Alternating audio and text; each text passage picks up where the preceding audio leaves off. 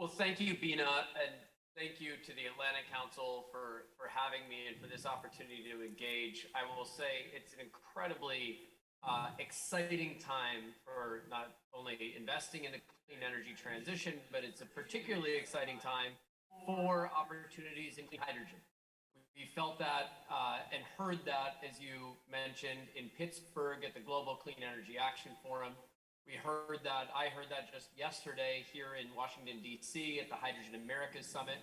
And I know that clean hydrogen will gather significant attention, discussion, and excitement at COP27 in Sharm el-Sheikh and beyond. It's self-evident the role that clean hydrogen has an opportunity to play in the clean energy transition. But we also know that it needs stronger support to become cost competitive and to get deployed at scale. That's exactly why the United States has been taking swift action to provide that support, as you mentioned, and to build this tremendous momentum behind scaling up this important clean energy fuel, this important clean energy vector that has relevance for so many different sectors beyond just immediately in energy. You noted what Secretary Kerry said. I think the point that he oftentimes means to make is not that this is simply a lift for the private sector or for the public sector, but indeed that if we want to go to where we need to get to by the end of this decade and by the middle of this century, as fast as possible, as effectively as possible, it is neither the US government or any government in the world, nor is it solely the private sector that will get us entirely where we need to go on its own. We need to have robust public-private partnerships. We need to have the government doing what it does best, which is laying out the rules of the road, a clear framework, and catalytic support to get investment moving and to get the opportunities in this industry unlocked over the coming years. So that's exactly what we've been doing. For example, last year, President Biden signed into law the Bipartisan Infrastructure Investment and Jobs Act, which includes about $9.5 billion for clean hydrogen research, development, demonstration programs, including hydrogen hubs. Just about a month ago, President Biden signed the Inflation Reduction Act, which is the single largest investment, the most important, impactful legislation for climate and clean energy solutions in U.S. history. It is on par with the most significant clean energy support packages that any government anywhere in the world has ever put forward for this transition.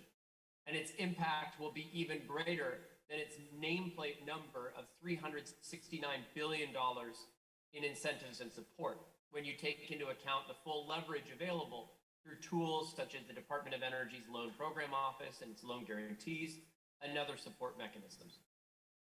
Now, the IRA is going to also make very specific investments in the development of clean hydrogen. Those include incentives for clean energy generation, such as solar, wind, hydropower, nuclear, which can provide downstream benefits for clean hydrogen as key inputs.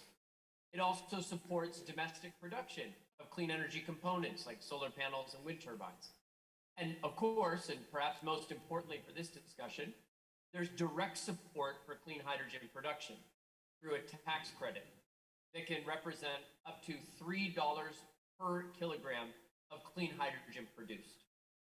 This tax credit is incredibly important leverage for achieving what has been put forward in the US government's hydrogen earthshot of achieving $1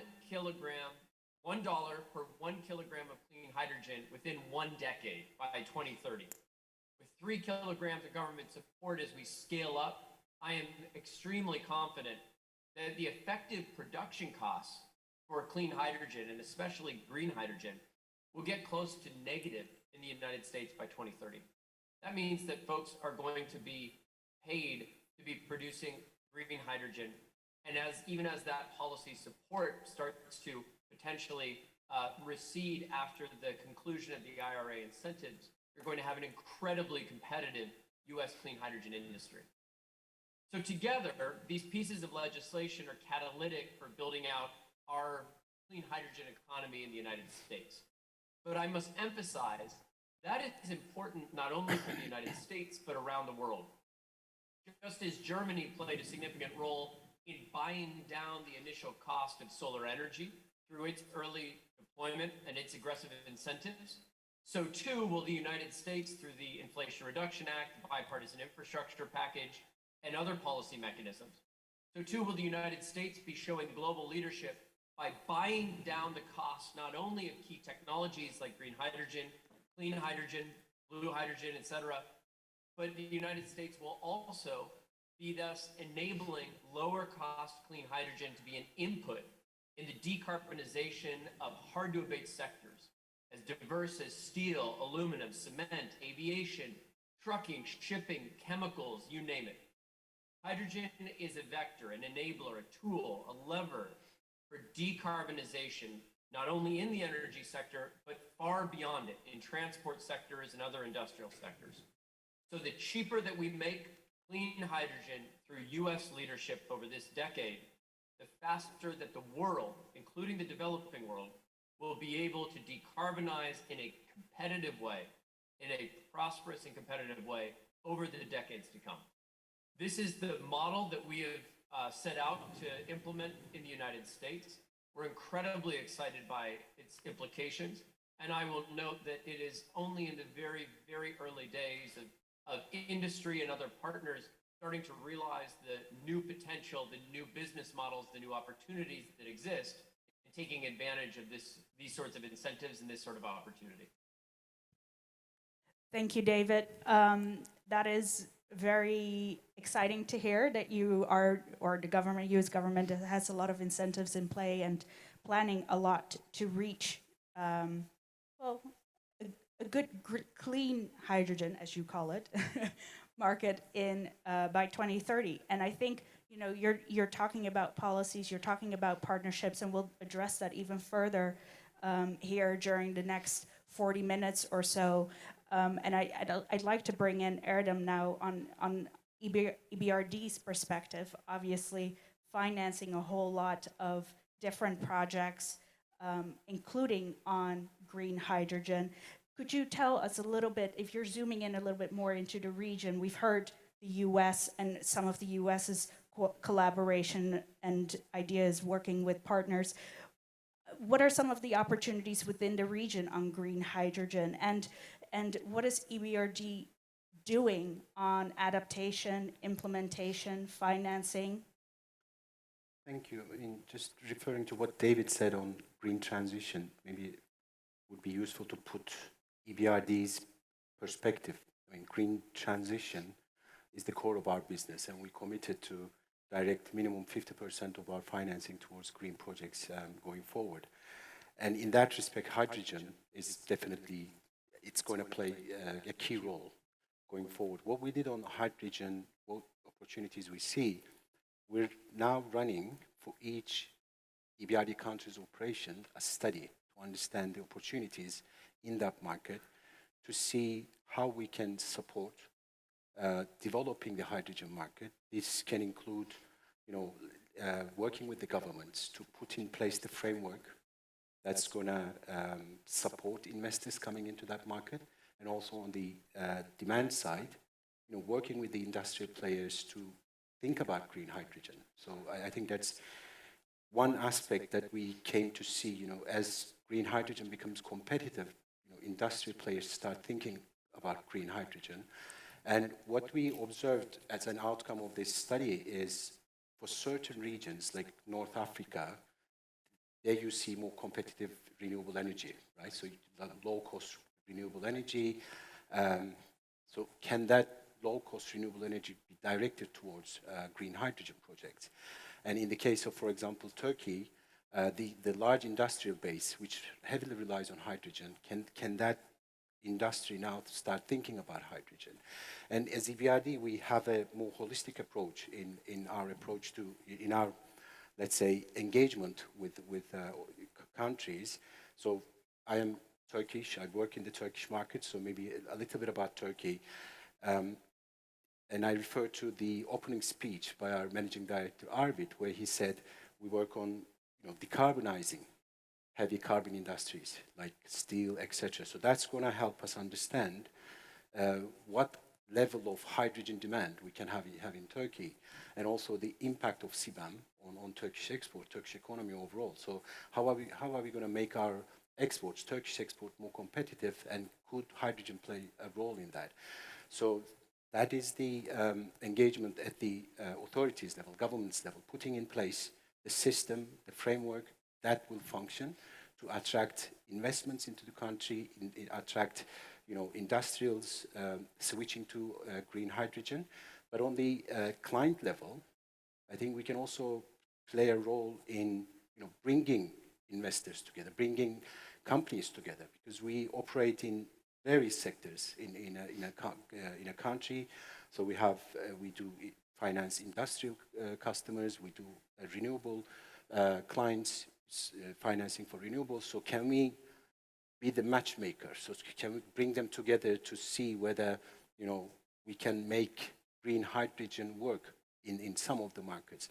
And actually, this is one of such projects we're considering in North Africa, and it turns out that we can. I mean, it turns out that green hydrogen can be competitive in certain markets as long as you can get the competitive renewable energy generation coupled with a strong offtake.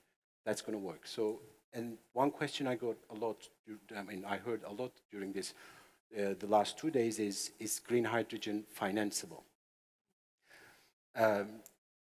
I'm not going to say I'm an expert.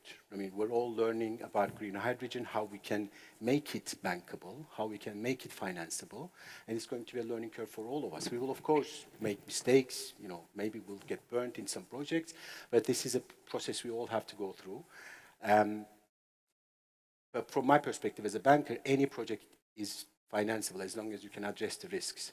And when it comes to green hydrogen, when you're dealing with multiple, parts, the renewable generation, the investment in the electrolyzers, the offtake, so you need to bring them together and manage those interface risks, and then manage this rather complex financing or banking structure to make it work. It's not going to be easy. I mean, we as EBRD can also be involved in parts of this complex structure. We can finance the renewable generation, we can finance the off-taker, but we are working on ways to support and also finance green hydrogen projects in our countries of operations.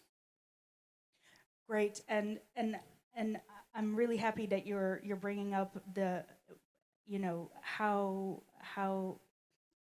sorry, I'm stumbling a little bit, but I'm glad you brought up the financing of green hydrogen, and I'm happy to actually raise your question to Shuayb. Yesterday we had Olga Bilkova say, it's easy to talk about green hydrogen when there's nothing there yet. We should talk about what we're doing today, and Erdem, in your own way, you're touching upon that as well. But I think from my conversations with Shuayb before in prep for this conversation, you seem to be a bit more optimistic. So I would love to hear your thoughts on the opportunities there. Yeah, thank you very much, and thank you to Atlantic Council and to EBRD for hosting this. Also, it might have been my fault, Shuayb. Shuayb. Yes. I apologize, Shuayb. No, it's much better at the beginning of the session than right at the end. Yeah. I really liked Olga's flag that she put in the ground yesterday. Either hydrogen is a solution just now, or stop wasting time. Stop distracting us. We have so much else to do. I would absolutely say hydrogen is a solution right now, ready to be deployed, proven in different parts of the world, and cost optimal. Right? Just remember that phrase. It is ready, it is cost optimal, and it is being deployed. I understood her flag as two different questions. One, is hydrogen the silver bullet? Right? A phrase that we often get heard. And two, what are the steps that she should take and everyone should take to start realizing whatever this opportunity is? So I'll tackle both of those because that's how I'll subdivide out her challenge. The first is, hydrogen is a silver bullet, right? But with climate change, we're facing so many different monsters, the silver bullet only works with some.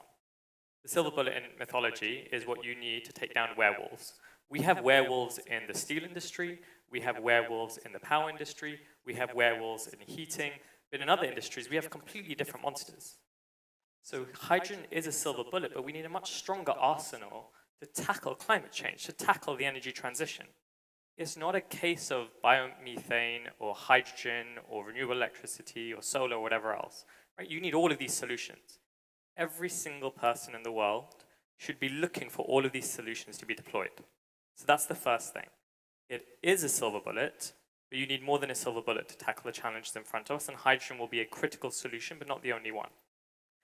The second thing, though, and this is critical to understand, hydrogen is not new.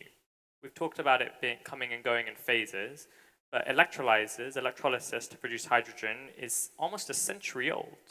Right? We've had hydrogen pipelines in Europe for nearly 70, 80 years. Hydrogen has been around for decades and decades and decades. Definitely older than myself, definitely older than everyone else in this room. What's new is the approach we're taking to bring the value chain together to produce hydrogen, how clean that hydrogen is, and the use cases we're finding for that hydrogen. So I'll give you a few examples. We, as Xynteo, we work with corporates, with government to help them figure out how do you decarbonize, how do you develop what we call good growth models in a way that doesn't mean you have to sacrifice economic profit to achieve social, environmental impact, right? You can have your cake and eat it. That's the concept behind Xynteo. We work with a number of different corporates around the world who are investing billions in hydrogen today at commercial scale because of two reasons. One, they're already finding it's cost optimal, right? And we can talk about that later. Two, it secures the supply chain.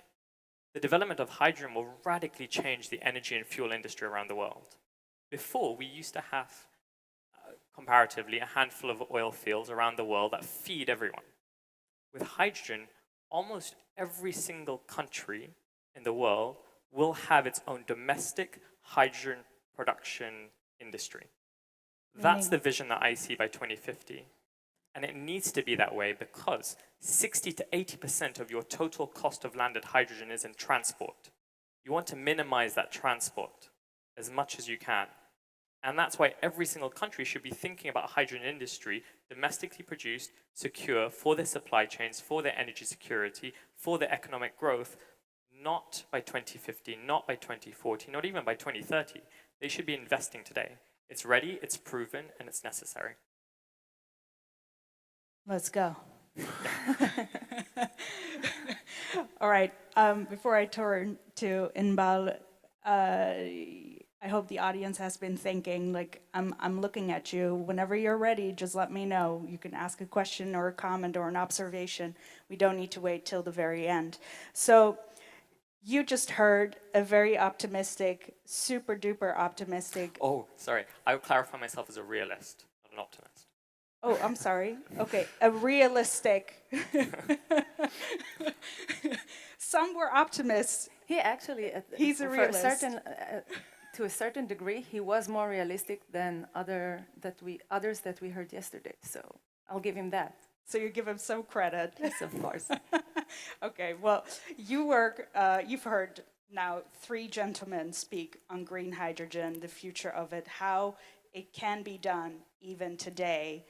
You work mostly on blue hydrogen or decarbonization. What are your thoughts on this, hearing all of this? Thank you. So first of all, thank you for inviting me to participate as, well, I think I'm the only representative of the startups which are currently actually working on those solutions, either if it is decarbonization, green hydrogen. So there should be more room around the table. It's so important. Thank you very much for inviting me. As for the timelines, so yesterday and mostly today as well, we kept hearing about green hydrogen. This is the future. This is where we are going. This is the silver bullet. And this is wonderful, but here and now, where technology is today, we are, well, the realistic, let's start with the optimistic. The optimistic say that we are 15 years away from having renewable energies that can support green hydrogen in the capacities that the world required, half actually. The more realistic people from the industry are talking about 40 years or so. So the question is, what are we doing in the interim time? Are we keep directing all the investment and all the discussion toward green hydrogen, or we are saying, as Anna Palacio said yesterday, we need to decarbonize now. Not only talk about it as a buzzword, which is a lovely buzzword, but actually take action. And so blue hydrogen is the bridge, or can be the bridge, to bring us from where we are at the moment, where we have, if I'm not mistaken, over 36 billion of CO2 that is emitted to the atmosphere every year, okay, into this future of green hydrogen. So blue hydrogen, as the people in the audience know, but maybe at home I will just give it briefly, is hydrogen that is produced from fossil fuels, where you capture between 85 to 95% of the CO2. So you can actually produce, let's say not today, let's say in the next 3 years, which is realistic, completely commercial-wise, hydrogen without damaging the environment. So stop talking about the goal in 2050, we will have enough, we think we'll have enough. Let's talk about what we could do today. And what is missing in order to bring us to that stage is financing. At the end of the day, we can talk all day long, and I would like to comment on David, the US government new legislation is a big step and a wonderful step, and many other countries are taking these steps, and this is wonderful. But we also need, here and now, the funding of the startup companies, of the technologies that are fighting every day to be developed. So I keep hearing around when I'm asking, oh, you are into green hydrogen, hydrogen in general, what about the funding? Oh, no. We fund the only established technologies. Well, these technologies will not be established if we won't get the funding for scale-ups. So today we have either early stages or already commercial. By the way, there is no really, not really fully commercial pilot or anything. But again, it can be done, and the timeline is around 3 years. The only question is which steps are we going to take here and now out of this conference? And this conference has such a high potential, huge potential. So I have high hopes, really high hopes. All right, great. So you want to respond? Or? Okay, great. We have a question in the back. If someone could get the mic to the lady in the last row, please. If you could state your name and affiliation, that would be great. Thank you so much. Hello, I'm Zeynep Egeli. I'm from Group Global here.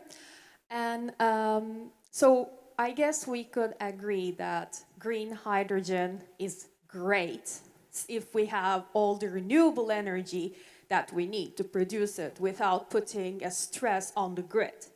And on the other hand, I guess we could also agree that while blue hydrogen is great because it is available in the short future, it also creates carbon that needs to be stored somewhere. So in a way, blue hydrogen is not necessarily a long-term solution. So how do we make sure that the investment that we're putting today in blue hydrogen is going to be relevant in, let's say, in realistic or optimistic, whatever view, in 30, 40 years when green hydrogen is ready to take over? How do we make sure that that investment that we're putting in blue hydrogen today is not actually delaying the development of green hydrogen? This is actually a wonderful question about the delaying, because, and I heard it also from others that are saying, well, if we will invest in blue hydrogen, then we will prevent the green hydrogen. But the question is, will we really? And you know what? If not, is it worthwhile to just hope that in 40 years from now, or again, let's say 30 years from now, we will have a solution? And I'm not even getting into the technicalities of whether there are enough raw materials in order to support the renewable energies specifically for hydrogen production. Let's not get into this.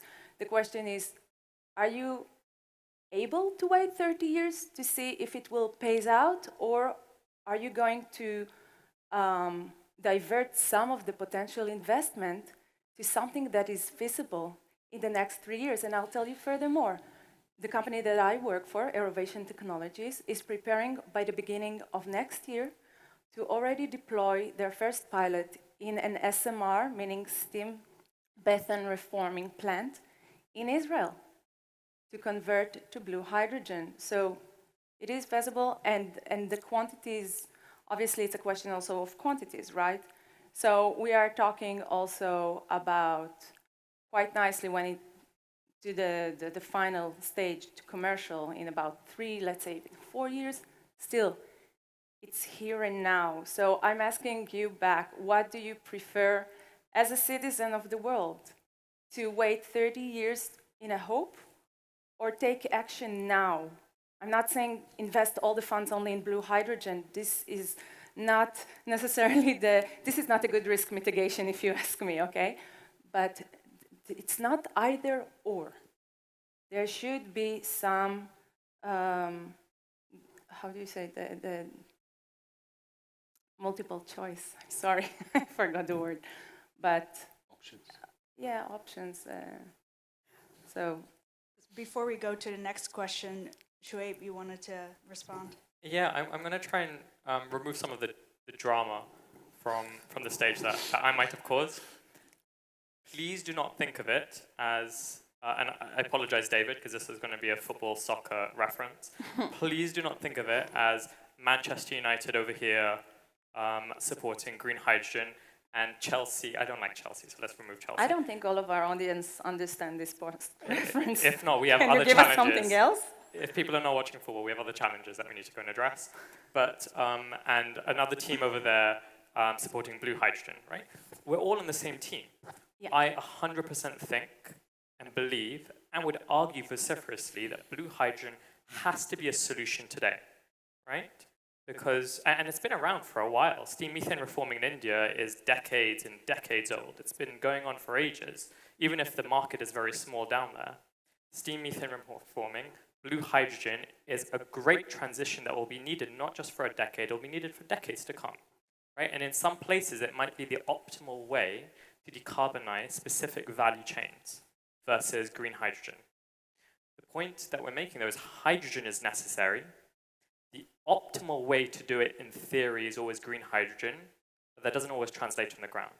And you need blue hydrogen in a lot of different situations because that's the way you can decarbonize realistically the steel industry, for example, ammonia production, and a whole range of other industries. So I don't think it's an either-or situation. I completely agree. I think both are needed today, and they're both ready. I'm quite happy. I'm sorry, Erdem, No, but I'm quite happy that you mentioned again other hard-to-abate industries, because when we are talking about decarbonization, we are not talking only about blue hydrogen. And remember, this conference is not about hydrogen only, but climate in general. So decarbonization will help support hard-to-abate industries like the steel industry, by the way, also the glass industry. And I didn't mention before, but part of our technology process is that we actually convert the carbon dioxide into minerals. So those minerals can be used in other industries as raw materials. So we actually promote circular economy, which will bring me back to Irina's comment on the previous panel on circular economy. yeah, that this is also something that's extremely important, and everything comes together. So let's not put our focus only on one place. We can do it. We can put our focus in Erdem, multiple you had places. a response as well, a comment you Just wanted to maybe on the financing side, I mean, being a banker, so we don't have infinite resources, right? So that's another question we need to think about, like, prioritizing green hydrogen or blue hydrogen. So how do we best place our limited capital into supporting these two technologies? Like, if green hydrogen we see is the future, so does it make more sense to deploy more of our funds towards supporting green hydrogen? Yes, I mean, I'm not talking about totally abandoning blue hydrogen, but there's also a question around, prioritization. And maybe a question, I mean, we discussed this issue. It's a very good question, by the way, ahead of the panel.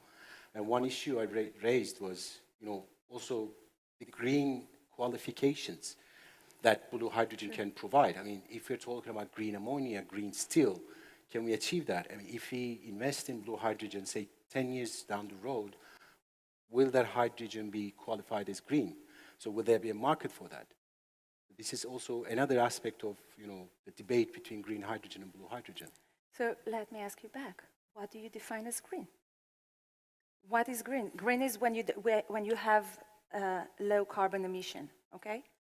This is what today is defined, or zero carbon emission. Zero carbon. So if you, and I'm asking you, if you can capture over 90% of the carbon dioxide, wouldn't you qualify that as, I don't know, or wouldn't you add the blue in the green section of legislation rather than have nothing?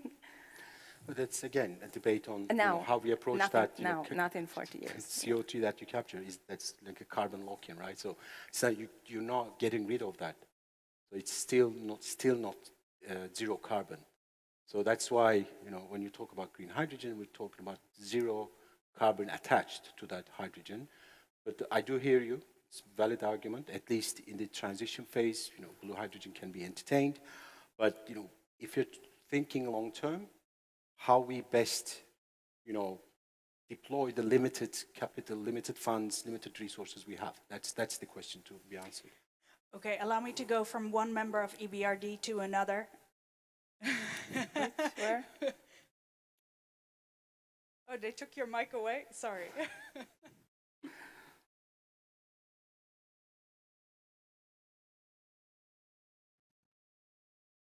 Speak? Okay, sorry. No, just to maybe add one comment. Indeed, I completely agree with both speakers. We should be colorblind as long as it's low carbon or zero carbon hydrogen. But maybe sort of a reality check in the current environment of gas availability, gas prices, the commercial viability of carbon capture in the context of green hydrogen really gaining speed, as Erdem mentioned, in some of even of our geography, and getting very close to commercial, getting very close to being a traded commodity, enjoying the offtake by hard-to-abate sectors. So I agree it's not either or, but there are some things out there like gas and its price, and maybe this is a moment for a green hydrogen takeoff. This is an absolutely wonderful question. And the answer, I will have to refer you back to yesterday's first panel. Mr. Baldwin mentioned that there is no way around it. We will be using, either way, we will be using gas until 2050. So taking into consideration that, I still think that it's worthwhile. At least till 2050, Yeah, perhaps at least even longer. If to quote him. So. Okay, allow me to go to Ana Palacio in front here, who has a question or a comment. The mic is right here. Yes, thank you. I start by apologizing because I was late to the beginning of the panel. But, and I was not intending to ask any questions. But, I mean, first, allow me, Mr. Ismail, I think that you have hit the right message which is that hydrogen will be in the future, sometime in the future, what oil was for 100 years. And I think that this is, but I have a question, and it's not provocative, honestly. It's not provocative. I understand that perception is very important, and this also goes to David Livingston and the fantastic program and the 800 billions that United States has put behind this effort. Why financial institutions, why governments like the United States, why we all keep on with green, green, green? This is decarbonization. It's the issue is decarbonize, decarbonize. And the moment you say decarbonize, it's a moment where you know that anything that is that goes in that direction is good. If you take green, green in Europe means no harm. And no harm just excludes nuclear, because the spent fuel of the fusion nuclear reactors is supposed, there are analysis, but is supposed by perception. Now, as I say, green is one of the many, I think, inventions of Europe that were not that ideologically, but that has gone a long way, and it's complicated. But when I listen investors saying green, I say, what do you mean by green? Exactly this. What do you mean by green? If green is decarbonized, then say decarbonize. If green is something ideological where you mix Pachamama and Gaia, well, that's a different story. But in order to invest, let's just keep fundamentals. That's, if you can respond, it's not just EBRD, and honestly, I know that. Well, thank you. I kind of saw this coming. Decarbonization, yes, we are talking about decarbonization, but maybe the best way to respond to that, when we say green, renewables, etc. So going a couple of decades back, just thinking about the, let's say, how we approached the electricity generation, which was predominantly coal, right? So at that point in time, if we were to switch everything to gas, or gradually to gas, that would mean decarbonization. But, if at that point we did not have the urge or the willingness to take up the costs or eat up the rather high costs of investing in renewables, investing in zero carbon electricity generation, maybe we wouldn't be at the point where we are now.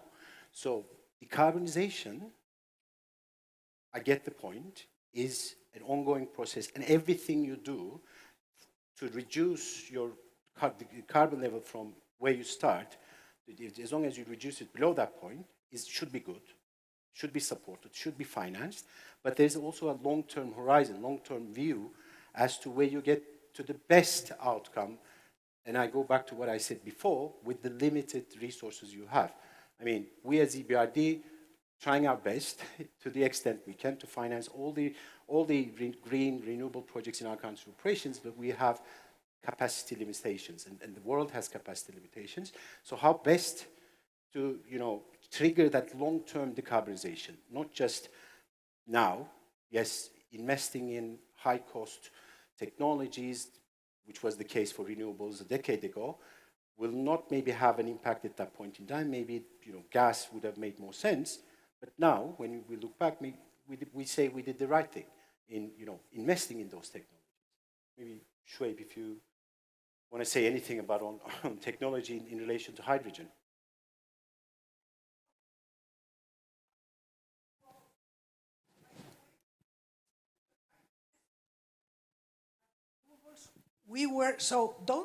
I'm not against renewables. This is the different story. It's ideology that goes beyond. Of course we need, I spoke yesterday about green hydrogen, and green hydrogen is but right now we are in a difficult binder, and we have to keep green hydrogen, but at the same time, we have to keep clear. And frankly, I'm not really thinking about blue hydrogen. I'm thinking about nuclear. And of course, I'm expressing a pervasive attitude in Europe that nuclear is not green. I mean, now it's green according to the taxonomy. Frankly, I will never say that gas is green. Gas is a transition solution to decarbonize, but it's not green. But the best way to decarbonize is nuclear. Right? I think that this is why. And again, I belong to this government that just launched the renewables in Spain. Spain bet on renewables. And we still have nuclear, but we are trying to follow the German path. So I would like to be mindful of time as well, and I would like to give actually David the word because he would like to comment on this as well. Please, David, go ahead. Thank you, Bina. Look, this is a robust debate, and it's a debate we've seen in many different places. But I just wanted to suggest, I think that sometimes we may overcomplicate things a little bit. And we need to be in the business of calling people in and calling different resources and technology pathways in rather than calling them out. What do I mean by that? We've talked about green hydrogen today. We've talked about blue hydrogen today. That's existing steam methane reforming, but with carbon capture. And with high rates of carbon capture, you get a zero carbon or a near zero carbon hydrogen source. But there's also turquoise hydrogen we haven't talked about. Using methane pyrolysis, you can strip off the carbon and you get a pure carbon black stream that can find markets around the world, along with a pure low carbon, near zero carbon hydrogen stream.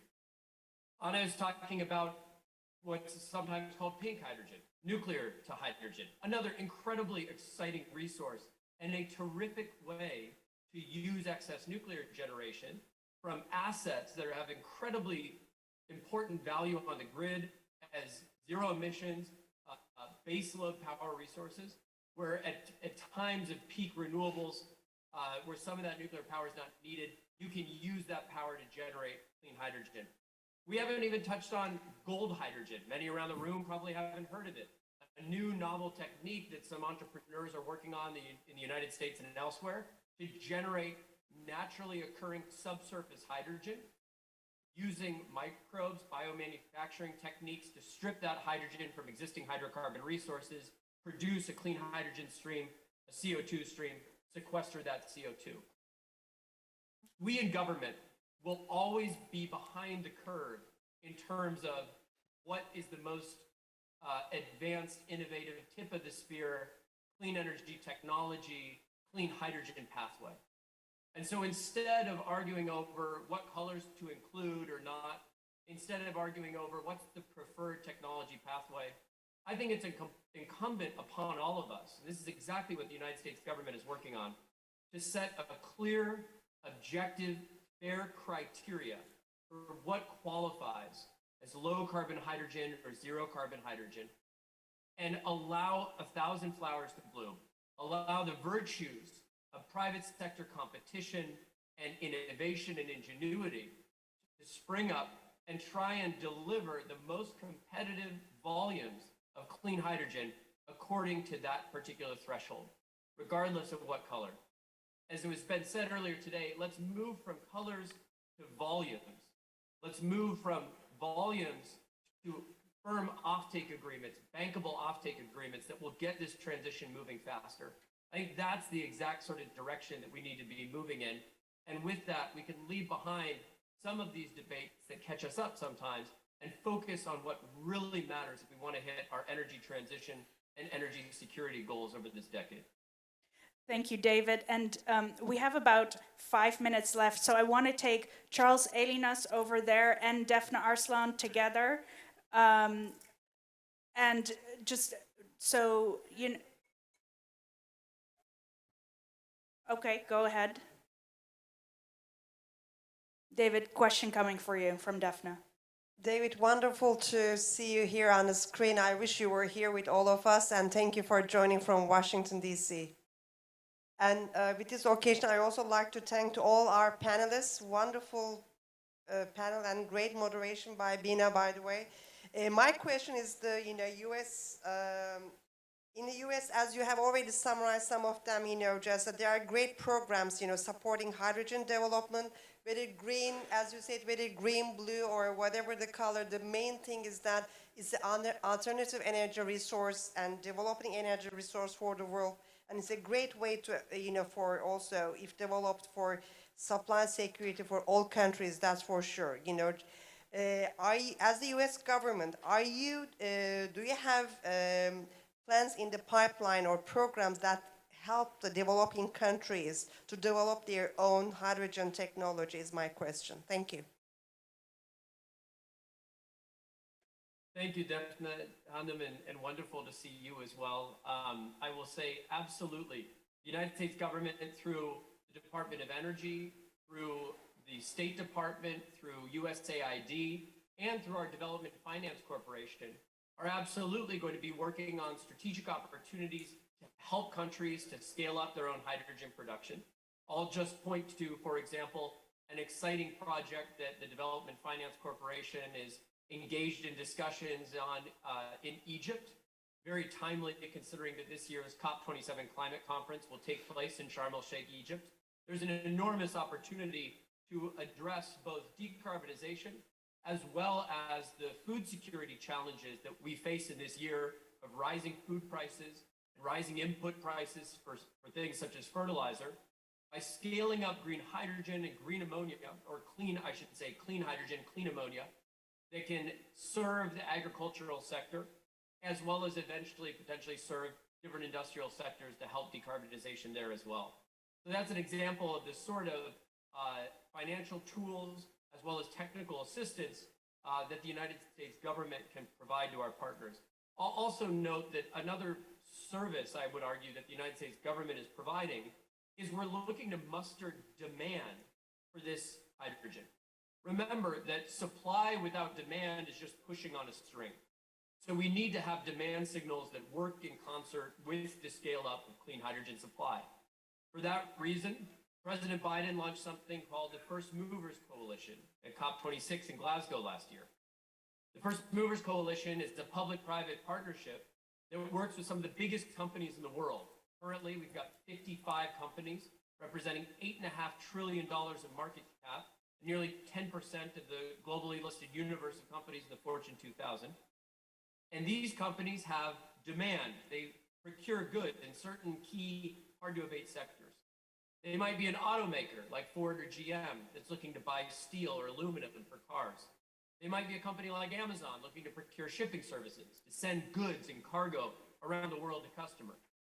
And across these sectors, 8 different sectors, steel, aluminum, cement, chemicals, aviation, trucking, shipping, and carbon dioxide removal.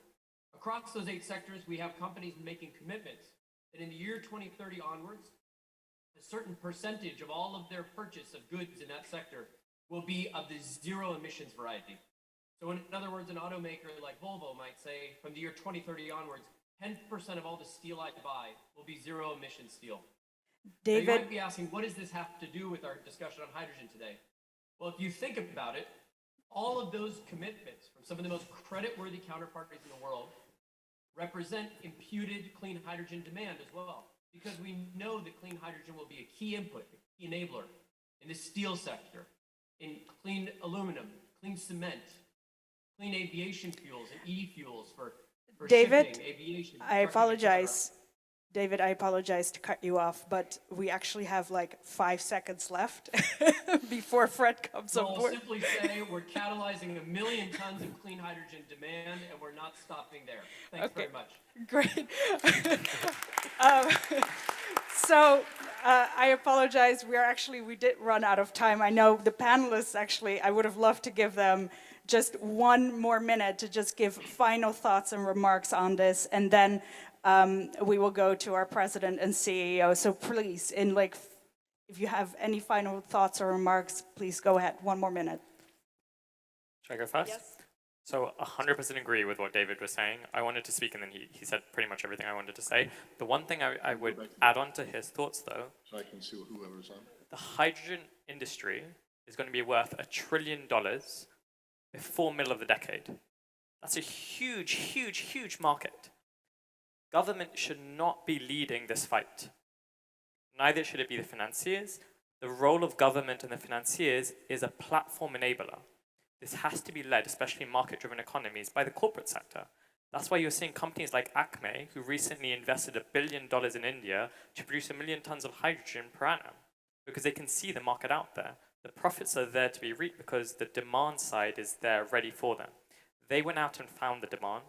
I would advise every single government and financier to see their role as to just bring the different players to the table and connect the value chain together. Connect your renewable electricity provider with your hydrogen producer, with your midstream provider, with multiple different off-takers from the automotive industry, from the steel sector, from aviation, from shipping, etc. And you'll see the market's ready.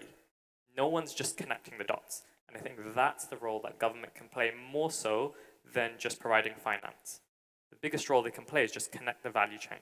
That's how you enable this solution. Thank you. 20 seconds. Well, Shuayb said it all and kind of defined our role in this whole value chain. It's the connecting the dots and providing the support, the financing to make that value chain work. And EBRD will play its role in facilitating that. Thank you. Inbal, 20 seconds. I just agree with what they said. Fantastic. And David, you know, And he David. talked right in the beginning about the private-public partnership, how Of important course. that is. So, Well, there's so much more we can discuss, but we are out of time. Thank you so much. Please, I ask everyone to remain seated. Our President and CEO, Fred Kemp, will be making closing remarks on the conference. Thank you so much, everyone. thank you.